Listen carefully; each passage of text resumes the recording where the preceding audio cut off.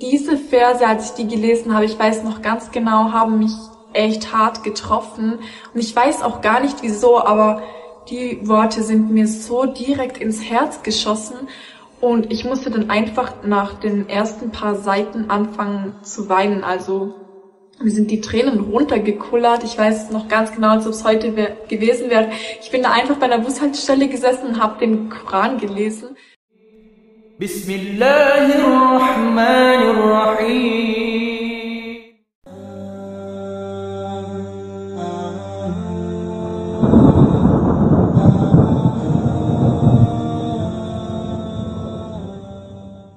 Also wenn ich meine Konvertierungsgeschichte erzähle, muss ich irgendwo von null anfangen. Ja, also ich fange mal an. Als Kind bin ich immer schon mit Freunden zusammen gewesen oder hatte Schulkameraden, die auch muslimischen Background hatten oder halt migrantischen Hintergrund. Und genau, aber mich hat das damals nie so richtig interessiert, was sie für Religion hatten. Also ich bin zu den muslimischen Eltern meiner Freunde nach Hause gegangen und habe halt gemerkt, hey, die sind total gastfreundlich, ihre Kultur ist mega, also auch einfach, wenn ich bei türkischen Familien zu Hause war, ich habe mich immer sehr willkommen und sehr wohl gefühlt und sie waren alle immer super nett. Und ich hatte auch in meinem Umkreis nie irgendjemand, der mir ein schlechtes Bild über den Islam geben konnte. Ja, also das waren so muslimische Freunde von mir. Und so, die habe ich dann immer am Morgen noch an der Bushaltestelle gesehen. Und da war halt einmal hat es dann so einen Tag gegeben, ich weiß gar nicht mehr, genau. Irgendein Bus ist ausgefallen, weil es total geschneit hat oder keine Ahnung. Und dann ist auf jeden Fall so ein Junge aus dem Bus ausgestiegen und ist zu meinen Kollegen oder Kollegen von damals halt gegangen. Und dieser Junge hat mir halt, also ich habe den total süß gefunden. Für alle, die nicht wissen, von wem ich rede von einem aktuellen Mann. Und ja, dass ihr Bescheid wisst, dass ich da nicht von irgendwen anderen rede. Genau. Auf jeden Fall hat halt auch irgendwie Interesse an mir gehabt. Also er hat mich an dem Morgen auch gesehen, hat mich süß gefunden.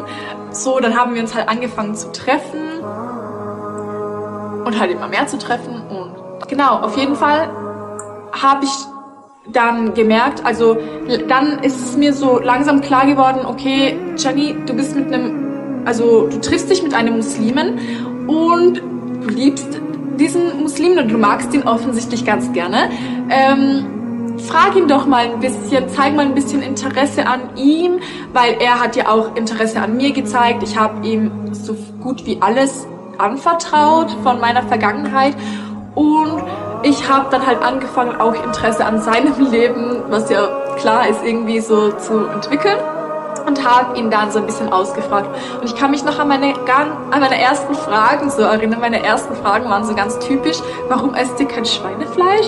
Und ich weiß nicht, wieso diese Frage ist mir so richtig als erstes in den Sinn gekommen. Keine Ahnung, wieso ich das gefragt habe. Aber meine erste Frage war an ihn, warum esst ihr kein Schweinefleisch? So, dann hat dieses Gespräch so richtig angefangen. Ich habe das richtig interessant gefunden, was er mir da erzählt. Ich habe auch richtig gemerkt am Anfang, es war ihm auch so ein bisschen unangenehm, darüber mit mir zu reden, weil er nicht wusste, nehme ich ihn ernst oder was denke ich dann von ihm. Aber er hat dann ziemlich schnell gemerkt, dass mein Interesse echt ist. Und ja, dann haben wir uns halt unterhalten und es kamen halt immer mehr Fragen. Ich habe halt so typische Fragen gestellt. Was ist der Unterschied zum Christentum jetzt? Was genau macht ihr anders? Und irgendwie von Gespräch zu Gespräch, je mehr er mir erzählt hat, er hat mir das Paradies beschrieben, er hat mir so Dinge beschrieben, er hat mir erklärt, wie Jesus im Islam gesehen wird, also dass er nicht als ein Gott gesehen wird, sondern dass er als ein Prophet gesehen wird. Und das war schon so etwas, wo mich dann richtig zum Nachdenken gebracht hat, weil das irgendwie ja Sinn machen muss.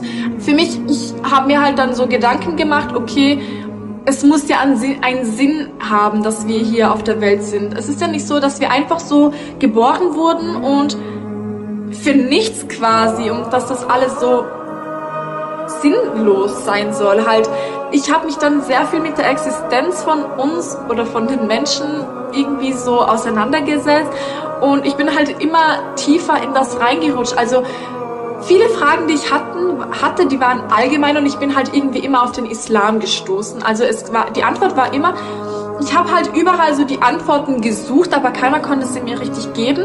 Aber also aus islamischer Sicht habe ich irgendwie immer eine Antwort bekommen, egal wen ich gefragt habe. Auch wenn ich immer eine Freundin von mir gefragt habe. Ich weiß noch, ich habe meine beste Freundin auch immer ganz viel gefragt.